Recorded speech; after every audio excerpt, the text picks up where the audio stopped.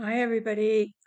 It's Memorial Day. I've been thinking about um, some relatives that I had a cousin that actually died in Hiroshima and another relative that died at Pearl Harbor. So, um, in my hometown, it was always fun because they would fly the big jets over, and it was a small enough town. You could just anywhere you were, you'd hear them coming and hear them going, and they um, very patriotic about that. Lots of flags, lots of flowers on all the graves, and um, so Denver, where I'm at, is so much bigger that they probably had events, but I'm not sure where where they were. I know every once in a while I'm close enough to the airport or the practicing of a lot of the um, real real jet practice. I think they're connected to a military base and the reserves here. But anyway, so that's kind of where I've been today, and I'm real excited. We're gonna start. It's not going to be one video. It's going to have to be multiple videos for sure on Montana. And my mother's father's name was uh, ALLNUTT, and ALLNUTT. And I think I mentioned to you what my mom would always say, that she was only half nuts. But so anyway, her father was the youngest of 11 kids, and the difference between some families that I've noticed when I'm doing genealogical research, when I see a large family, they often stay around the farm area, or at least in the same state, or they kind of have a unit. And the Olnuts, basically, their unit was movable at the same time. So as a lot of them were close right from the get-go, but then they would travel, and they would travel into especially Oregon, Washington, um, and they would all go, and they'd all stay in contact with each other. And so I think it's interesting to follow some of the changes that go now between farmers and going into some of the mill activity that comes up. So, a lot of big mills, and a lot of them worked in the mills. So there was that aspect of it. But, and then there was one of the sisters who lived in Spokane, Washington, Laura, that at various times she always had, I think she had a basement. I remember going and visiting once, but there was always family members with them, and they stayed there. She got married and stayed in the same house for many, many years. But again, that whole family just kind of would flow in and flow out, and then it'd be another sister, another brother, and then there was uh, another Grace lived down in Oregon for many years, and her family, it wasn't as many kids involved. But it's interesting when you start comparing census reports, and how many people back then did a lot of traveling. I think a lot of it shows up that it has to do with jobs available, or the farmland fertile, something like that. But at the same time, it's interesting to see how this particular family was such a unit, and it would kind of ebb and flow and go wherever. And and they never ever other than especially this one Laura, stayed in one spot, and then everybody would go and not spend necessarily a long time with her. But it was always I noticed, especially there was a lot like of my uh, grandfather, that he would go from job to job to job, and it was interesting because he'd be working at a gas station, and then he'd go be working in another gas station, and then he'd be, and I was always a manager, when I was working, and so if I saw somebody's resume and it said they've been going, job hopping basically, I would not necessarily be interested in hiring them just because they would probably hop again. But as it ended up, I realized and checked on, put it all together, and it was in 1929, which was the Depression. And so, in order for him to feed his family and to be this extended family, he did. He would do whatever it took to make the money, and he did. He had to sometimes have two jobs, and was it's so there's a lot of aspects to genealogy. I think that and why it has always intrigued me was that kind of information when you're able to put it together and what was happening in the different areas of the United States. And I have some that I've did a little bit outside the United States and well, some in Canada. And that was interesting too, because, the two boys, the prior boys, ended up in Canada and died up there. So, yeah, what makes people tick? I think right now it seems like people move a lot, but when I look back and look at these records, I mean, these people moved a lot.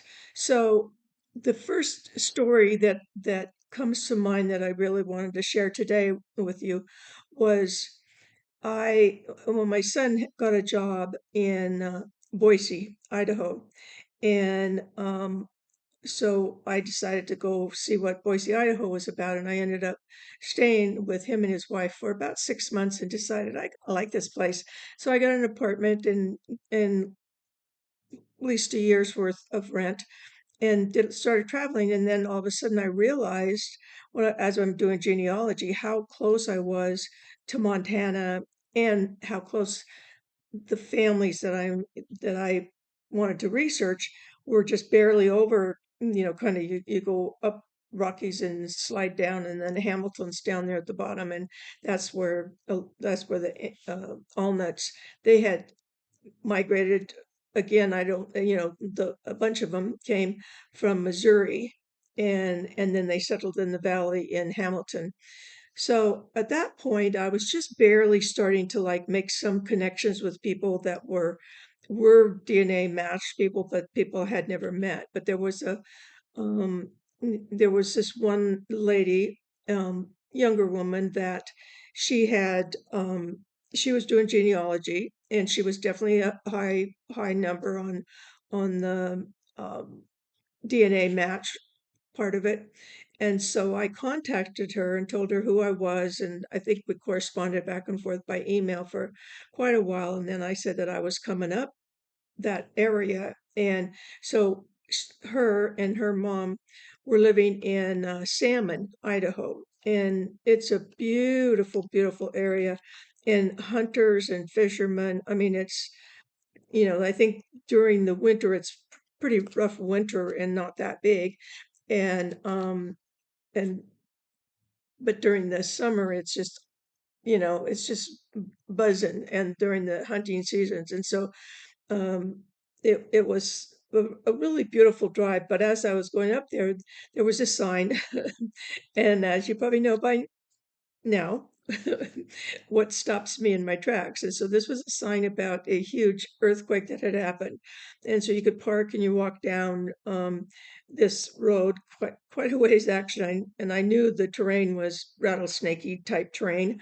And so I was, keeping an eye out for any kind of snakes or anything like that. But when I got to it, it had been a 7.3 earthquake back 1980, and it actually it was so big that it actually the part of the ground went up about 4 feet, and then the other part went down. So I mean, it was a sight to see, a geological sight to see. um and then as you could step back, and because there was no populated people there was wasn't a place to farm or anything. And they said on the sign, the information sign, that if it would have been a popular area, it would have been very, very, very devastating, because the way the land lifted, and then it's just created this whole kind of rocks just separating out and being it was very fascinating to me. But again, I'm always kind of looking at the geological aspect uh, wherever I'm traveling. But that's a little bit too, because if I know what's going on geologically, I can also rock collect at the same time. And as I went up a little bit further in, right before I got to the Bitterroot Mountains, there were signs, and there was cobalt mining going on right now. I mean, there is, like, right now, they are mining cobalt, and it's actually used in something to do with battery making. So anyway, so I continued down the path, and when I got to Salmon, um, it was very, very small, and I saw maybe two hotels, and one was kind of a lodge that was made out to be the hunter man's place that they would come, and it was big, but there was nobody there. And so I went in and got a room for 2 nights was my plan. And then I contacted Tracy, and her mom and her were going to come visit me at this hotel.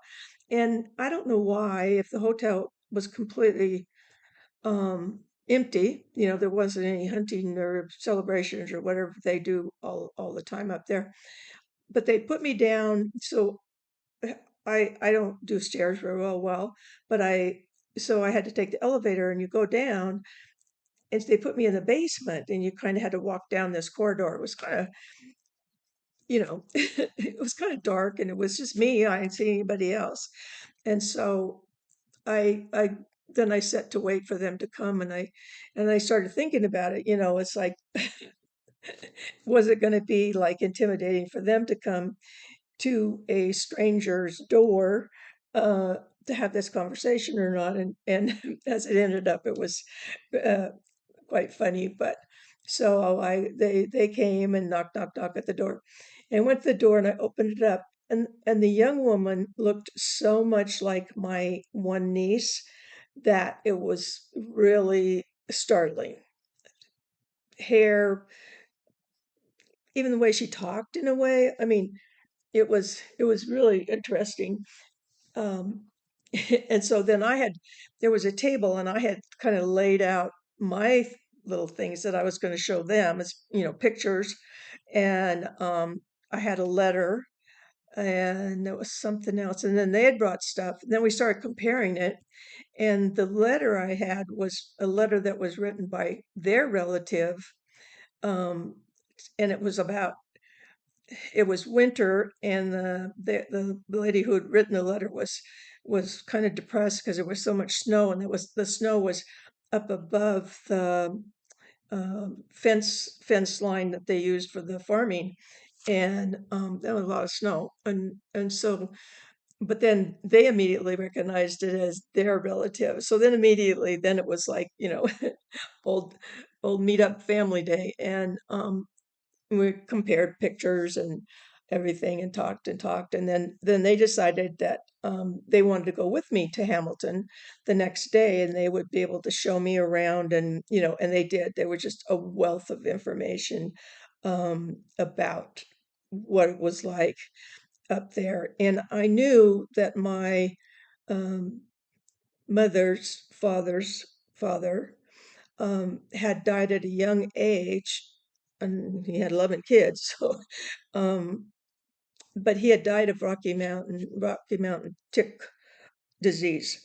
And I guess it was so bad up there that Tracy explained to me that where she was going to school up there, they were working on a vaccine, and the kids actually had to get a vaccine against that fever, which I could relate to, because when I got polio, there was no vaccine. And then shortly after that, then they created the vaccine. But yeah, and so he died at a fairly young age from the tick bite. Um, and so then we went on into Hamilton, and of course they could point everything out to me. Here's that, and the library, the museum. We went to the next little community. Um, uh, there was two or three of them, that some of the ancestors, but it really wasn't so much the ancestors that I was researching, as far as they were the relatives of the people that my ancestors had married.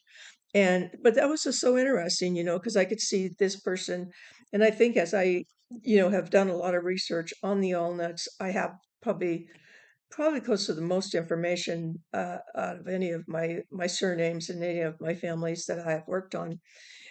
Which is funny because, my brother and I really struggle with the McDonald's, and, and we're the McDonald's. But the Allnut family was so many unique bits and pieces of it. So we went to lunch at one point, and then we drove by this big establishment.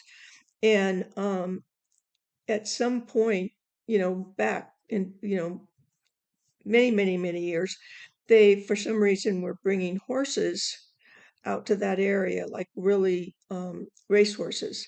And one of the ancestors that was related to me, but also to Tracy and Sherry, was actually a jockey, and was in part of that.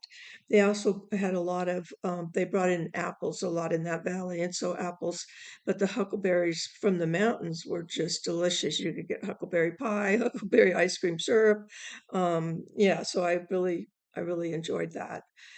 But I again, just it was so great to be able to have them help me around. I mean, it's not that big a town, and I'm really pretty proficient with maps. And at the time, I had a Garmin. Of course, now with a cell phone, but even their cell service and their ability even to get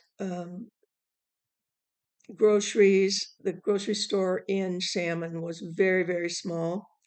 Hamilton, the grocery stores were a little bit bigger, and there was just a little bit more. But if they wanted to really go to something like a big box store, they either had to go 3 hours north to Missoula or 3 hours south down into Idaho Springs, in Idaho. Which so it was fun for me because then we went in this kind of a five and dime store. Really, I don't remember. Maybe it was what it wasn't. It could have been like the Kmart's, but Kmart's have kind of went down. They're probably all gone now. But it was fun to watch them because they have to, decide what they really need. You can't, like with me, if I forget something right now, I don't even have my vehicle. I walk across the street to a very large grocery store and get what I want, or I just call them on the phone and tell them to bring it over to me. And so it was interesting. And then we started hitting the cemeteries, which was I had to go back the second day to the cemetery because I couldn't find the ALLNUTTs. And the secretary or uh, the administrator of the cemetery wasn't available, but they did have like signs with the names of the different people, and so it was it was not unlike kind of like a Memorial Day where as kids were taken and we would pick the flowers out of the yard and make little wooden crosses, and we would go around, and my mom would say, I know who here's your Uncle Jay, and here's Aunt Vera, and here's Grandpa, and take five more steps this way. And so I kind of grew up doing that anyway, but I kind of feel like there's information that I get and a better understanding if I do go to the places like that and see the cemeteries. And then they had other cemeteries that of people they knew, and so we visited some of them too, and they were talking to each other, and it was just like talking to relatives from the way I grew up, so at one point they were having this discussion, and that if this person would have known that they were going to that when they died they were actually going to be next to this person, they would have insisted to be further down.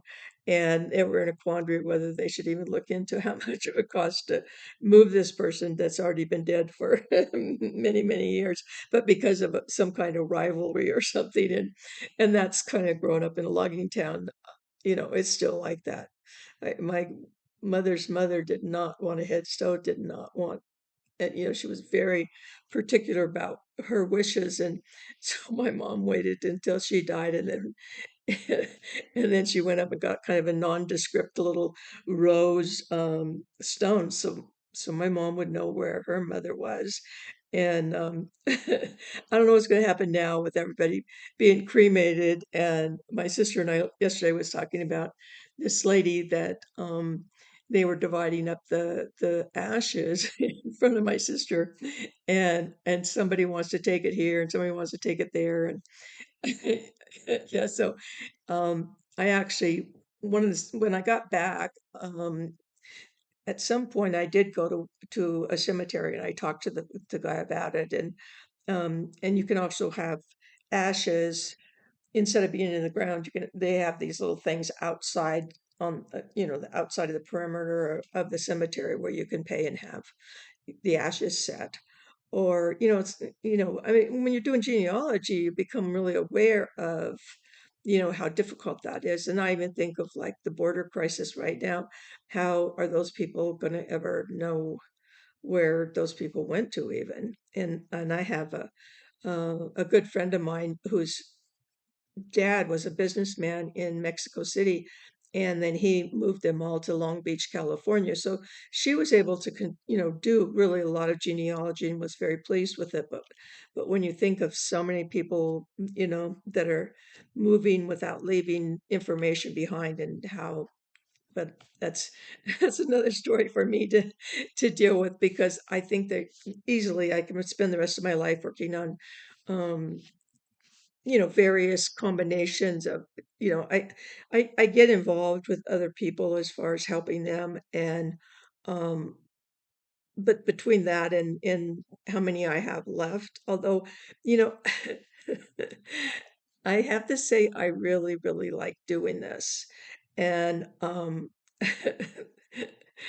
and then I never really realized, I mean, because I never made a I didn't have a channel, I didn't do YouTube, that I would actually be making these videos and putting them out there. And my grandson, who's 11, came over yesterday and he didn't know I'd been doing this. And so I very nonchalantly go over to the computer and I said, "Oh, come here. I want to show you what I'm doing." And so I pulled it up, and as I got closer and closer, he knew exactly. And it was like, "Oh, I want a YouTube channel. I want to do that so bad. Grammy, that is so," and he was just like so excited for me and so happy and probably totally amazed that I could, you know, I could tell even both of my sons are very impressed that I was doing this. And actually I'm gonna impress myself because you don't know exactly. um there's a big red button when you start supposed to start talking, and so far I've had the phone ring or something silly, and but I continue on because it's just I want the stories to be available, but I also want to encourage other people that there is even Ancestry actually in their last big presentation, their big seminar, they were pushing stories, and they thought that that was kind of but to me the stories have been always the most important aspect. And of course, but I love maps, I love geography, I love all that goes with genealogy. And somebody told me the other day that I probably need to slide in the rest of my life, but a lot of my life, that I'm sharing right now is mostly, around genealogy, but there are some pretty other major size adventures that I'll probably put on if desired. I have started to get some comments from people, so the comment field is working. If you want to make a comment to me or a request, you can do it that way, like actually right through the YouTube if you have it on your laptop. It doesn't work on a TV, I think only on the laptop or a computer. And I think the people are still, I know my sister is, and she's older, she's 79, and I've tried to help her and guide her to actually subscribe so that she'll know when the next ones come out.